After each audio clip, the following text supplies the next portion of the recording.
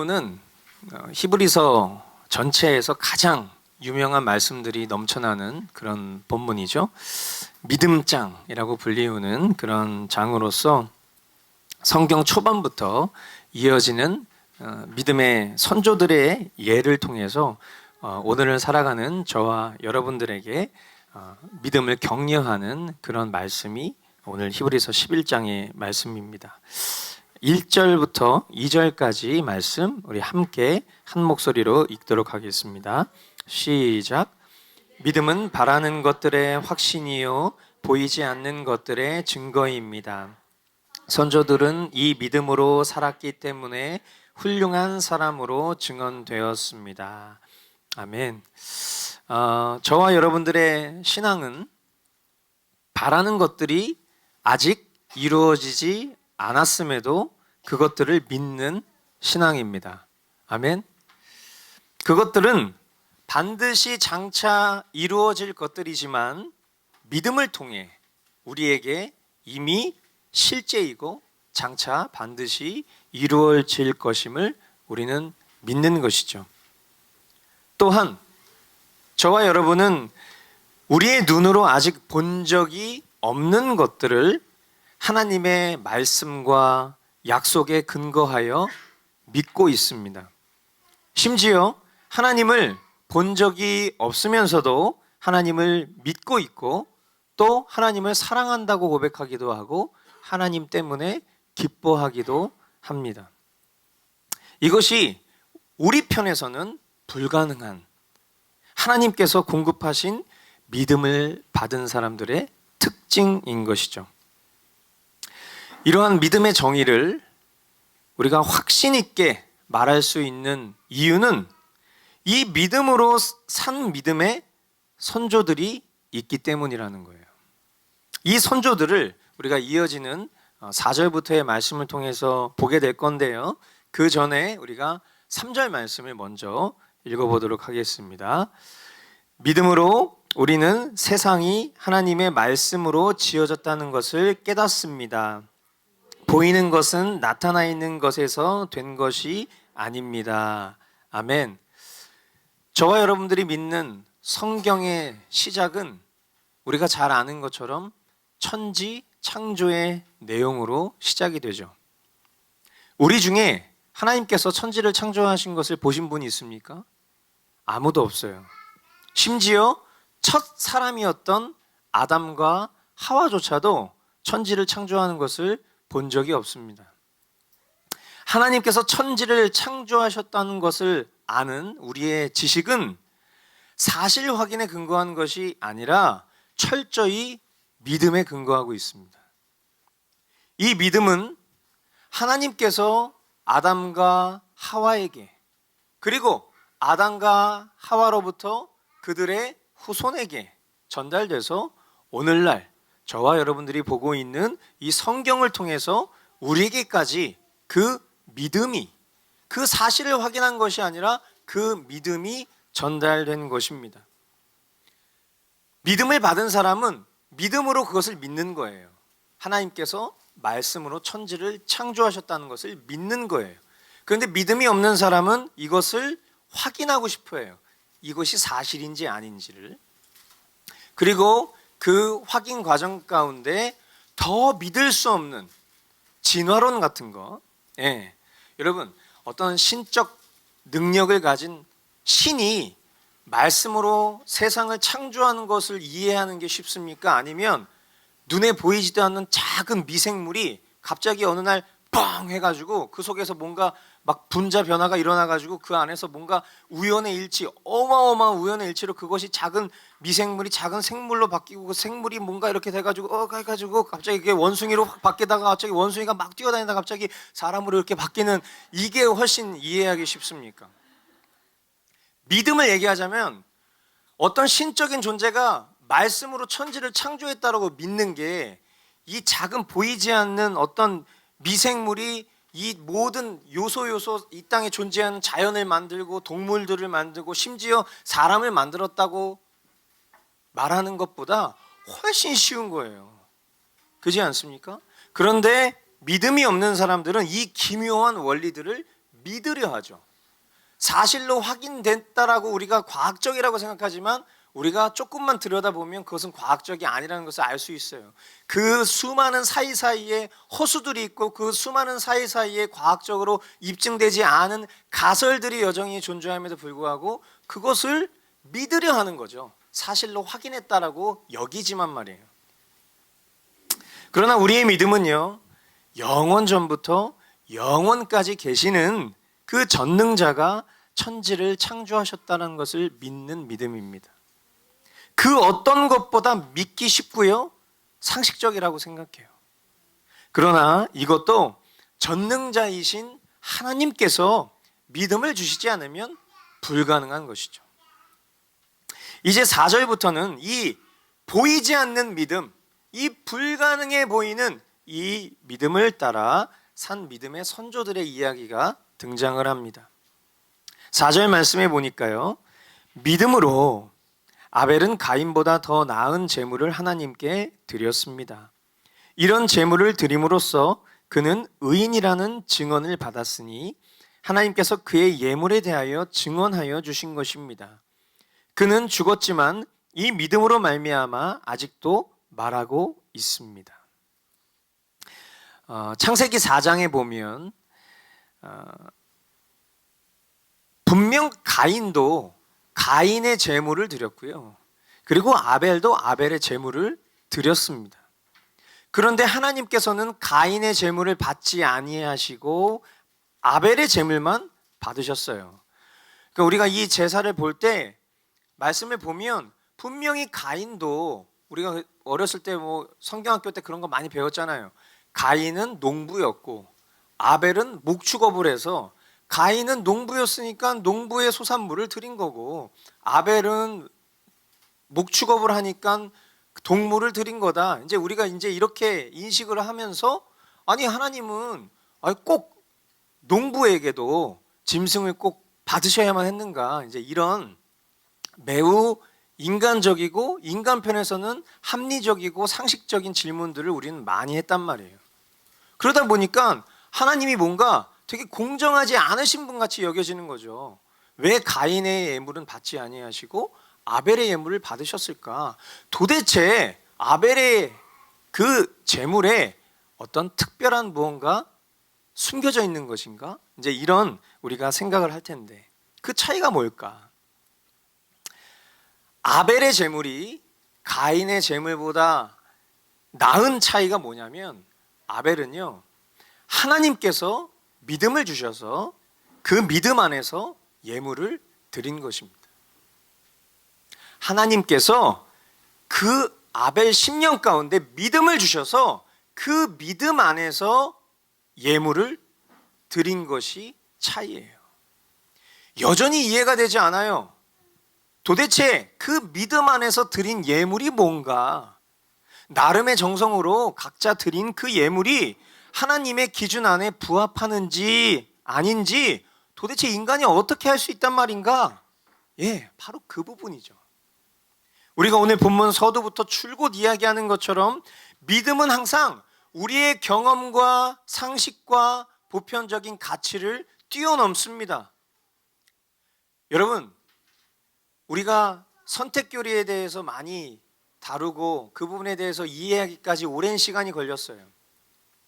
오랜 시간이 걸렸다라는 것은 하나님의 절대적인 주권을 인정하기까지 내가 생각하고 내가 판단하고 내가 경험하는 것을 더 우위에 뒀었던 것을 끌어내리는 데 시간이 오래 걸렸던 거예요. 가인과 아벨은 믿음이 있었고 가인은 믿음이 없었을 때 아벨이 어떻게 그 믿음을 소유하게 됐을까를 곰곰이 생각해 보면요, 아벨은 그의 부모인 아담과 하와에게 하나님이 입혀주셨었던 가죽옷을 봤어요. 그리고 그 가죽옷을 하나님께서 입혀주셨다는 것을 들었어요. 그러면서 하나님이 주신 믿음 속에서 깨달았어요. 뭘 깨달았냐? 속죄를 깨달은 거죠. 속죄. 아담과 하와, 우리 부모님이 지었던 그 오리지널 씬이 해결될 수 있는 하나님의 방편은 속죄에 있구나. 하나님의 본심을 깨달은 거죠. 그에게 허락된 믿음이 그로 하여금 하나님께서 타락한 아담과 하와에게 왜 가죽옷을 입히셨는지를, 그 본심을 깨닫게 한 거예요. 뭐가? 하나님께서 허락하신 믿음이 말이에요. 속죄신앙. 가인에게는 없고 아벨에게만 있었던 이 신앙은 바로 이런 믿음이었기 때문에 히브리서 믿음장 첫 인물로 그의 이해할 수 없는 제사를 믿음으로 설명을 하고 있는 것입니다. 아멘. 여러분, 이 사실을 여러분의 삶 가운데 여러분이 깊이 새길 수 있게 되기를 바랍니다. 우리가 하나님 앞에 예배하는 그 모든 것도, 우리가 본 적도 없고 경험한 적도 없는 그 예수 그리스도의 십자가를 통과하여서 예배하는 그것도 믿음 없는 사람들 편에서는 가인과 아벨의 제사 바라보는 거랑 똑같은 거예요. 그러나 믿음을 허락하신 우리에게 있어서 2000년 전 예수 그리스도께서 십자가 위에서 우리를 대속해서 흘리신 그 보혈의 피를 믿는 믿음으로 하나님 앞에 나아갈 수 있는 자격을 입었다라는 것이 세상 사람들은 이해할 수 없는, 어쩌면 세상 사람들 눈에는 미련하다고 보이는 지혜일지 모르겠으나 그것은 우리의 유일한 신앙인 것입니다. 5절로 6절 말씀해 보니까요, 믿음으로 에녹은 죽지 않고 하늘로 옮겨갔습니다. 하나님께서 그를 옮기셨으므로 우리는 그를 찾을 수 없었습니다. 옮겨가기 전에 그는 하나님을 기쁘게 해드렸다는 증언을 받은 것입니다. 믿음이 없이는 하나님을 기쁘게 해드릴 수 없습니다. 하나님께 나아가는 사람은 하나님이 계시다는 것과 하나님은 자기를 찾는 사람들에게 상을 주시는 분이시라는 것을 믿어야 합니다. 아멘. 죽음 없이 하늘로 승천한 에녹은 진정 전무후무한 그런 인물이죠. 아마도 에녹은 장차 언약의 성취로 오실 예수 그리스도의 승천을 예표한 인물이지 않을까, 많은 성경학자들이 그 에녹의 승천을 그렇게 해석하고 있어요. 또한 승천한다라는 것은 그가 갈 곳이 있다라는 것, 즉 천국이 있구나 라는 것을 확인시켜주는 그런 인물이기도 하죠. 그리고 그의 일평생을 성경은 뭐라고 기록했냐면 하나님을 기쁘시게 해드렸다라고 기록을 하고 있습니다. 그러면서 하나님을 기쁘시게 해드릴 방법 두 가지를 우리에게 이야기하는데, 첫 번째는 하나님이 계시다는 것과 하나님은 자기를 찾는 사람들에게 상을 주시는 분이시다라는 것을 믿을 때 하나님이 기뻐하시고 그 기쁨의 상, 그것은 무엇이냐? 바로 구원, 영생을 우리에게 주신다라는 것을 이 말씀을 통해서 우리에게 설명을 하고 있는 것입니다. 그러니까 우리는 두 가지를 믿어야 되는 거예요. 하나는 하나님이 계시다는 것, 그리고 또 다른 한 가지는 하나님은 자기를 찾는 사람들에게 상을 주시는데 그 상이 뭐냐? 구원, 영생이다라는 것입니다. 아멘. 그러니까 이 말씀을 이제 기복주의적인 해석을 하면 상이라고 했을 때 저기에 이제 내가 받고 싶은 상을 대입하는 거죠. 하나님, 저는 하나님을 믿는데, 하나님을 찾았는데 왜 내가 바라고 원하는 상을 주시지 않습니까? 이렇게 얘기하면 하나님만 당황하시는 거예요. 그러니까 우리가 말씀을 통해서 바른 해석을 하고, 그리고 우리가 바라고 구하기를 원하는 그 모든 상과는 비견할 수 없는 하나님이 늘 말씀하시는 상은 구원이다. 이 세상 구원보다 더 큰 상이 어디 있겠냔 말이에요. 신형 그랜저가 나왔는데 그 그랜저랑 구원이랑 둘 중에 뭐 가질래 그러면 저는 그랜저를 갖겠습니다. 이렇게 얘기하는 바보가 어디 있겠냐고. 조금만 우리가 지각이 있다면 신형 그랜저를 갖는 것보다 당연히 저는 영원히 천국에서 살고 싶습니다. 당연히 이 영생을 얻고 싶은 게 우리의 본심 아니겠습니까? 늘 항상 하나님의 관점으로 말씀을 보실 수 있게 되길 바랍니다. 7절 말씀해 보니까요, 믿음으로 노아는 하나님께서 아직 보이지 않는 일들에 대하여 경고하셨을 때에 하나님을 경외하고 방주를 마련하여 자기 가족을 구원하였습니다. 이 믿음을 통하여 그는 세상을 단죄하고 믿음을 따라 얻는 의를 물려받는 상속자가 되었습니다. 아멘. 노아는요, 보이지 않는 일들에 대한 경고를 받았어요. 그런데 그것을 믿었습니다. 경고, 불이 나고 있어요. 자, 대피하세요. 눈에 보이는 경고예요. 그러면 대피하는 건 어려운 일이 아니에요.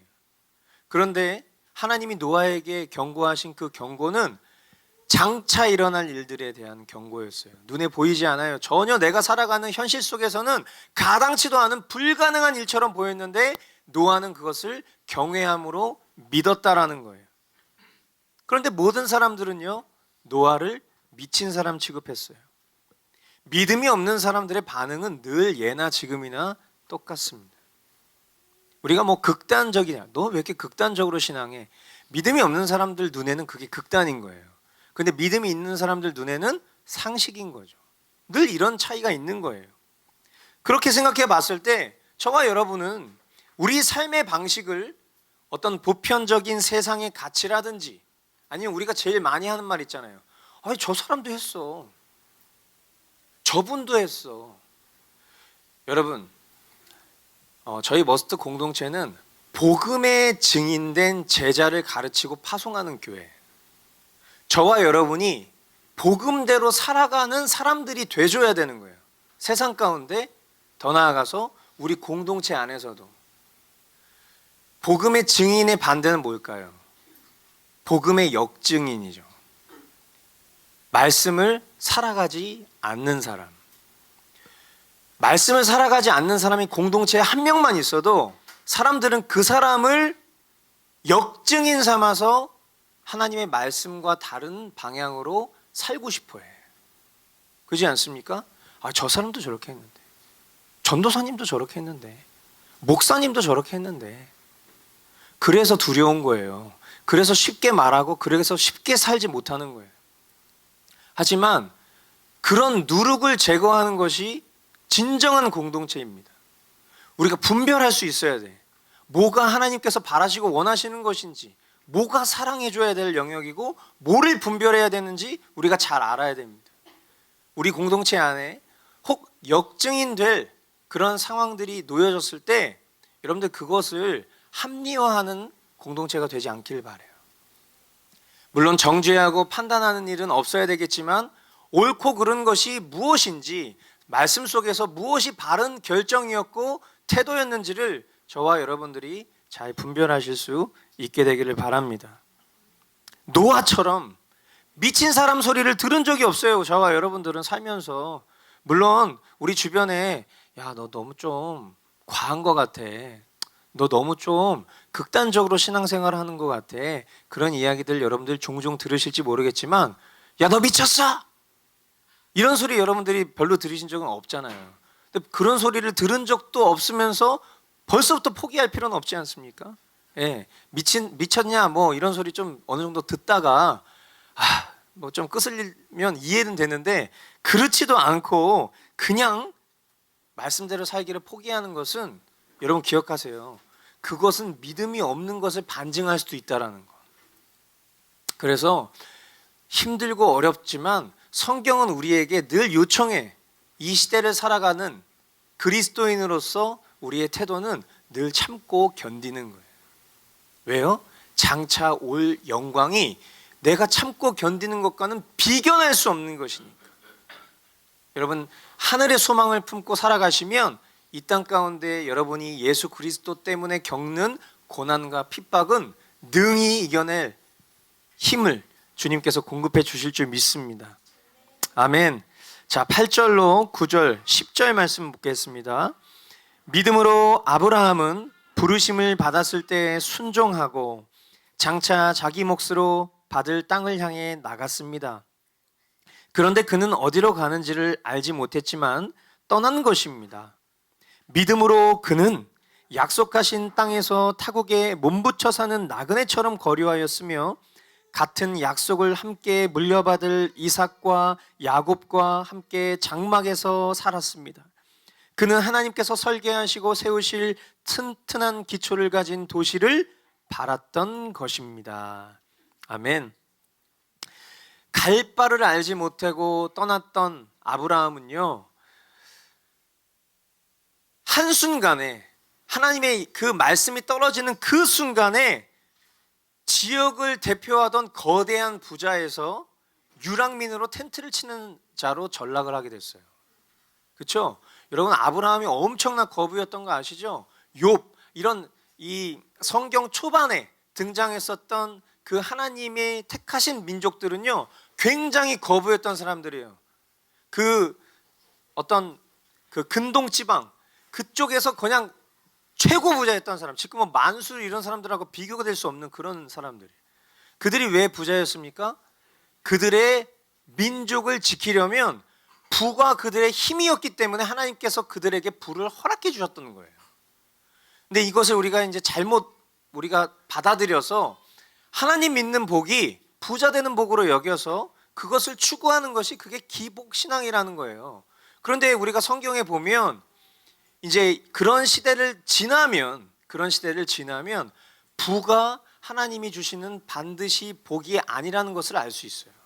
특별히 신약 성경에는, 우리가 살아가는 신약 시대에는 부가 우리의 하나님이 공급하시는 복의 전부가 아니라는 것을 우리는 분명히 볼 수 있단 말이에요. 그런 측면에서 봤을 때 여러분, 엄청난 부자예요.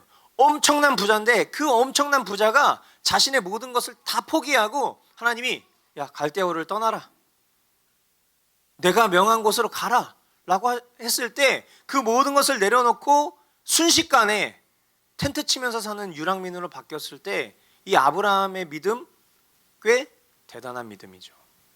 우리가 그냥 뭐 그럴 수도 있지, 뭘 그럴 수도 있어요, 단돈 5만 원, 10만 원, 100만 원에 목숨 거는 게 우리 인생인데 자기의 모든 것들을 다 내려놓고 순식간에 유랑민으로 텐트 치면서, 텐트 하니까 또 여러분들 자꾸 막 이렇게 막 고급 캠핑카 이런 거 생각하고, 절대 아니에요. 그런 게 아니란 말이에요 지금. 그러면서 그의 믿음을 성경이 뭐라고 얘기하냐, 하나님께서 설계하시고 세우실 튼튼한 기초를 가진 도시를 바랐던 것, 이렇게 표현해요. 그의 믿음, 그가 갈대아우르를 떠났었던 믿음의 근거가 뭐냐? 하나님께서 세우실 그 완성될 나라를 소망하면서 떠났다는 거예요.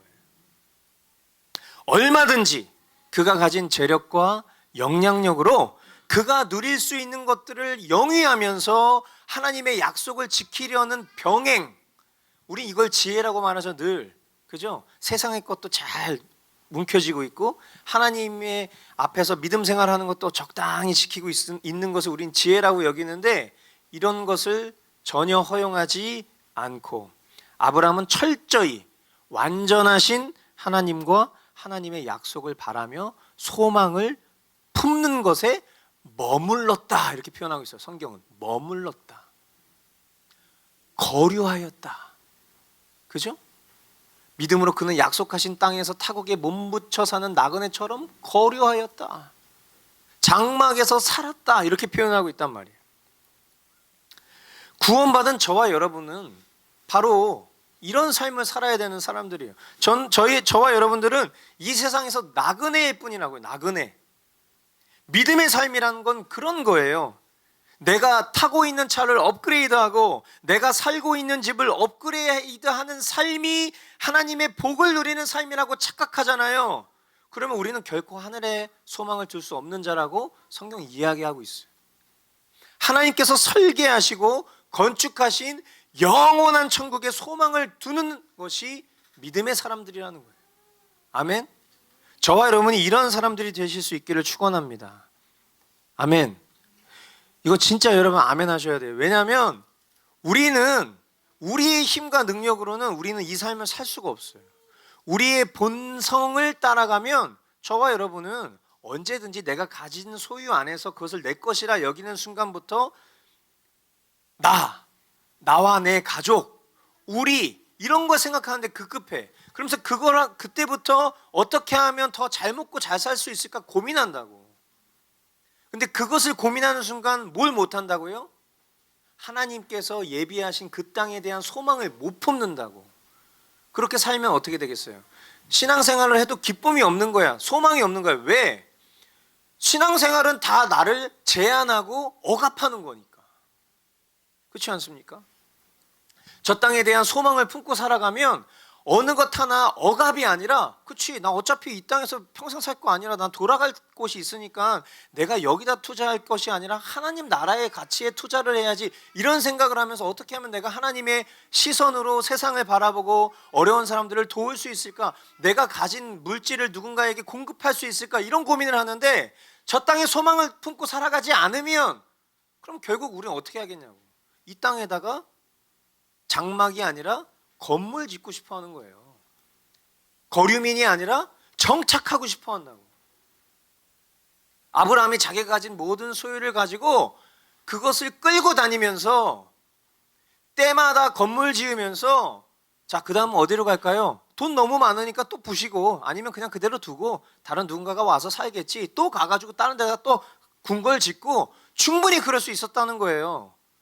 그런데 그렇지 않고 뭐라고 표현했다고요? 나그네처럼 거류했다고. 장막에서 살았다고. 여러분, 이것이 저와 여러분들의 삶의 믿음의 방향인 줄 믿습니다. 아멘. 11절로 12절, 믿음으로 사라는 나이가 지나서 수태할 수 없는 몸이었는데도 임신할 능력을 얻었습니다. 그가 약속하신 분을 신실하신 분으로 생각했기 때문입니다. 그래서 죽은 사람이나 다름없는 한 사람에게서 하늘의 별과 같이 많고 바닷가의 모래와 같이 셀 수 없는 많은 자손이 태어나게 되었습니다. 아멘. 우리 나이에 30살만 지나도 노산이라고 표현하더라고요. 제가 되게 깜짝 놀랐어요. 제가 생각했을 때는 30살이면 되게 어리다고 생각하는데, 제가 나이를 먹은 거겠죠. 근데 30살이 지나서 출산을 해도 노산 뭐 이렇게 얘기를 한다는 얘기에 제가 꽤 충격을 받았는데, 그러나 믿음의 사람들은 그런 얘기에 움츠러들 필요가 전혀 없어요. 믿음의 사람들은. 왜? 우리의 기준인 성경은 90세의 하나님의 약속의 능력으로 이삭을 낳은 사라를 말씀하고 있기 때문이에요. 아멘이십니까? 심지어 100세인 아브라함은 성경이 뭐라고 표현했는지 아세요? 죽은 사람이나 다름없는 한 사람. 네. 죽은 사람. 그런데 불가능해 보이는 그 일을 하나님은 가능하게 하신다라고 말씀을 하고 있다는 거예요. 그리고 그 기적 같은 일을 경험하는 사람이 바로 믿음의 사람이다, 이렇게 이야기를 하는 거죠. 저와 여러분이 아브라함과 사라를 믿음의 조상으로 여기고 사는 사람들이라면 그들과 조금도 다르지 않은 믿음을 소유하셨음을 믿으시기 바랍니다. 아멘. 아브라함이 믿음이 대단한 것 같죠? 아브라함이 대단해서 그런 믿음을 가진 게 아니에요. 하나님이 아브라함에게 그만한 믿음을 주셔서 아브라함이 그 믿음만큼 반응한 거예요. 제가 예전에 그 산 믿음이라는 설교를 하면서 제가 그 얘기했었죠. 우리의 하나님이 공급하신 그 믿음만큼 우리는 믿음을 발휘할 수 있게 된다는 거예요. 내가 큰 믿음을 갖죠? 근데 그 큰 믿음만큼 내가 행함으로 옮기지 않으면 우리는 불충한 사람들인 거죠. 내가 작은 믿음을 갖고 있어요. 근데 내가 뭔가 큰 믿음의 행위를 흉내내고 싶어 해. 그럼 어떻게 돼요? 금방 탈진해 버리죠. 하나님 나에게 공급하신 믿음만큼 살아내는 거예요. 그것이 믿음의 사람의 특징인 거죠. 저와 여러분들의 믿음의 근거를 삼는 이런 인물들의 모습들을 통해서, 야, 본받아야 되겠다. 물론 인간적으로 본받는 건 나쁜 거 아니에요. 그러나 사람을 본받을 것이 아니라 그 사람에게 그와 같은 믿음을 공급하신 하나님을 신뢰하시고 따르실 수 있게 되기를 바라는 것입니다. 아멘. 자, 13절로 16절 말씀해 보니까요, 이 사람들은 모두 믿음을 따라 살다가 죽었습니다. 그들은 약속하신 것을 받지는 못했지만 그것을 멀리서 바라보고 반겼으며 땅에서는 길손과 나그네 신세임을 고백하였습니다. 이런 말을 하는 사람들은 자기네가 고향을 찾고 있다는 것을 나타내는 것입니다.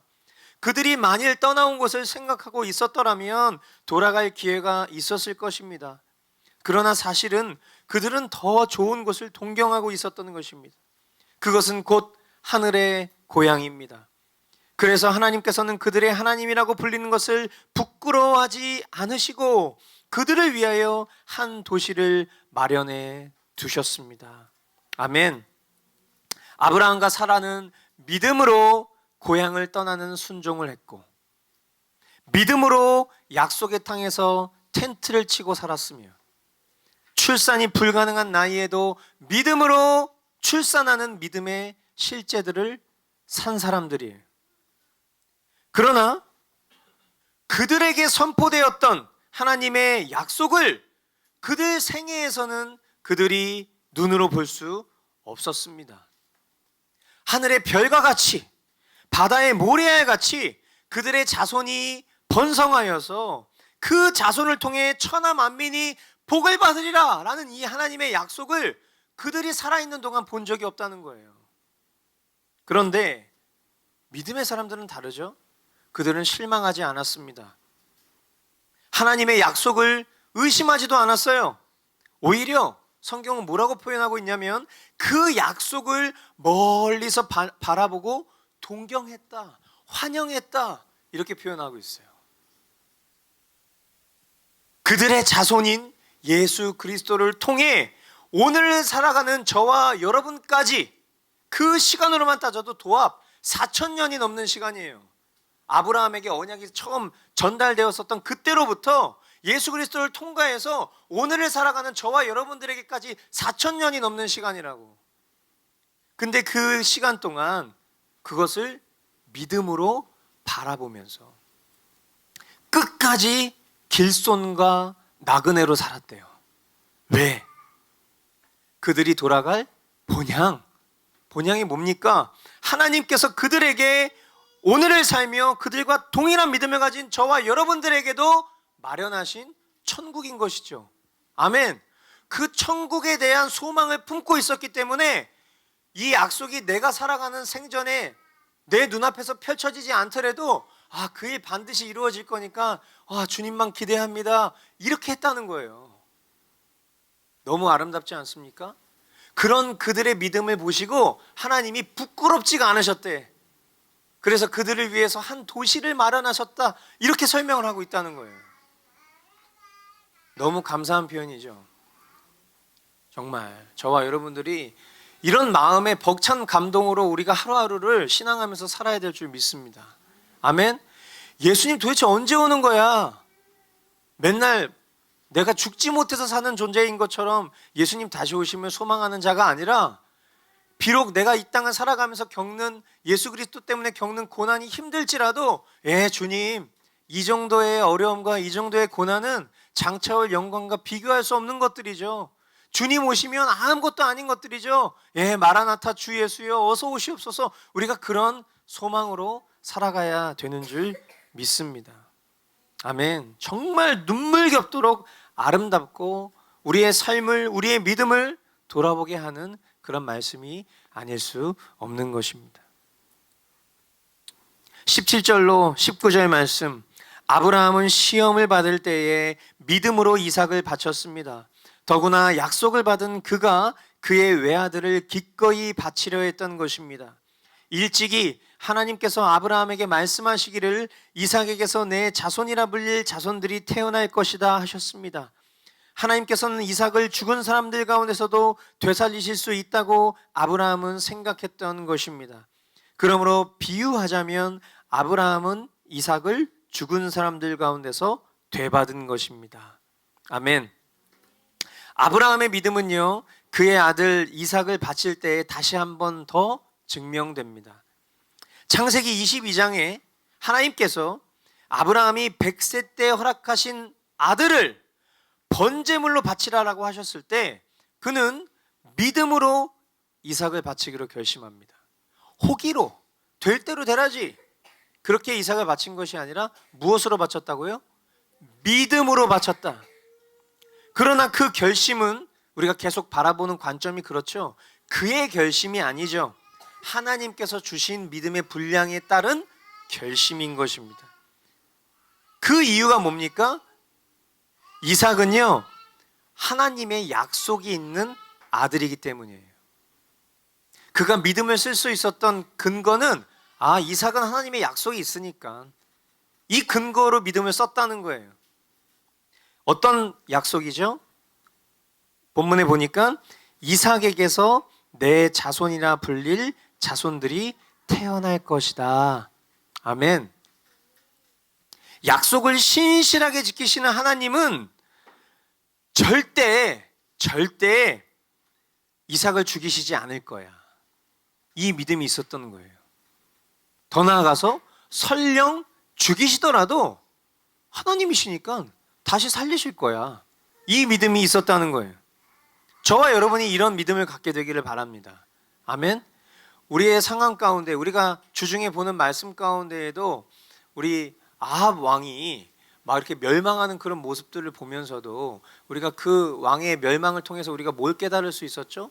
일평생 하나님을 경외하면서 살아가는 자가 막판에 막 자기가 몸이 아프고 그러니까 뭘 찾아요? 하나님을 찾기보다는 의원을 찾아. 병원 가는 게 나쁘다는 걸 말하는 게 아니에요. 내가 뭘 신뢰에 두고 있느냐. 저 같은 경우에는 만성 두통이 있기 때문에, 편두통이 있기 때문에 20일치의 약을 받아서 병원에 가서 전조 증상이 있을 때마다 약을 먹어요. 그럼 제가 이 약을 가지지 않고 어디 뭐 1박 2일로 혹은 어디 타지로 멀리 나가는 경우들이 생기면 굉장히 불안해. 그때 제 믿음을 봅니다. 아, 내가 하나님을 신뢰하는 게 아니라 약을 신뢰하는구나가 거기서 여실히 드러나는 거예요. 그래서 제가 약을 먹을 때도 항상 이제는 그냥 약을 먹지 않고 반드시 기도를 하고 먹어요. 하나님, 저는 하나님이 은혜의 방편으로 주신 이 하나님을 신뢰하지 이 약을 신뢰하지 않습니다 하고 약을 먹습니다. 물론 그 안에 제 마음의 본심의 믿음 수준을 하나님은 아시겠죠. 하지만 제 연약한 믿음 속에서 조금이나마 그 경로들을 어떤 보편적 경로로 여기지 않고 하나님의 은혜의 방편으로 여기려는 저의 작은 몸부림 같은 건데, 이런 어떤 말씀들을 통해서 우리가 불가능해 보이는, 조바심 나는, 두려운 그런 상황 속에서도 아, 하나님이 우리의 생사화복을 주관하시는 분임을 내가 믿으니까 그 믿음으로 저와 여러분들이 우리의 삶을 대면할 수 있어야 된다는 것입니다. 아멘. 20절로 22절, 믿음으로 이삭은 또한 장래일을 놓고 야곱과 에서를 축복해 주었습니다. 야곱은 죽을 때에 믿음으로 요셉의 아들들을 하나하나 축복해 주고 그의 지팡이를 짚고 서서 하나님께 경배를 드렸습니다. 믿음으로 요셉은 죽을 때에 이스라엘 자손들이 이집트에서 나갈 길을 언급하고 자기 뼈를 어떻게 할지를 지시하였습니다. 아멘. 예, 이삭이 야곱과 에서를 축복할 때 뭐라고 축복했죠? 형 에서가 동생 야곱 섬기게 될 거야. 앞날, 일어나지 않은 앞날의 것을 뭘로 말한 거예요? 믿음으로 말한 거죠. 하나님의 본심을 아니까. 그죠? 성경에 이런 내용들이 자세하게 기록되어 있지 않은 부분들이 있어요. 그러니까 우리는 그냥 그 상황 설정만 우리가 보면 이해가 안 가는 거지. 왜 이런 얘기를 하지? 이삭은 에서보다 야곱을 사랑하나 봐. 이런 식으로 우리는 이해하기 쉬운 거예요. 성경에 설명하고 있지 않으니까. 하나님이 왜 가인의 예물을 받지 않고 아벨의 예물만 받은 거야? 하나님은 아벨을 사랑하시나 봐. 이렇게 생각한다고요. 근데 우리가 이런 이해할 수 없는 말씀들이 등장할 때 어떻게 생각해야 된다고요? 하나님 본심을 안 자, 믿음이 있는 자는 이렇게 반응했구나, 그렇게 보는 거죠. 믿음으로 동생 야곱을 형 에서가 섬기게 될 것이다라고 얘기했다라는 거죠. 야곱도 요셉의 두 아들 므낫세와 에브라임을 축복할 때 이렇게, 그죠? 이렇게 했잖아요. 그러니까 오른손으로 이렇게 축복을 해야 되는데 이렇게 크로스하면서 머리 위에다가 오른손을 둘째 아들 에브라임 머리에 두고 축복을 했죠. 앞으로 일어날 일들에 대해서 믿음으로 축복을 하게 된 거예요. 요셉도 아니 자기가 죽을 때 뭐 나 어디다 묻어다오 뭐 이렇게 얘기하는 거 그렇게 어려운 일 아닌데 뭐라고 표현하고 있어요? 이스라엘 자손들이 이집트에서 나갈 일을 언급했대. 이때까지만 해도 그 생각을 했겠냐고. 근데 나가게 될 거니까 내 뼈를 어떻게 해다오 이렇게 지시를 했다는 거예요. 믿음으로. 이것은 선견지명이 있는 게 아니에요.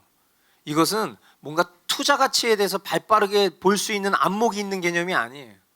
이것은 앞날을 내다보는 어떤 신박한 어떤 그런 신적 능력을 수유한 것도 아니에요. 뭘로? 믿음으로. 하나님께서 행하실 일들에 대한 전적인 믿음이 있었기 때문에 이와 같은 행위를 보여줬다라는 거예요. 오늘 본문 1절 말씀이 무슨 말씀이었죠? 믿음은 바라는 것들의 실상이요 보지 못하는 것들의 증거다. 아멘. 오늘 말씀은 여기까지만 여기까지만 전하고 다음 주에 또 하나님께서 허락하시면 이어서 우리 두 번째 내용들 전하도록 하겠습니다.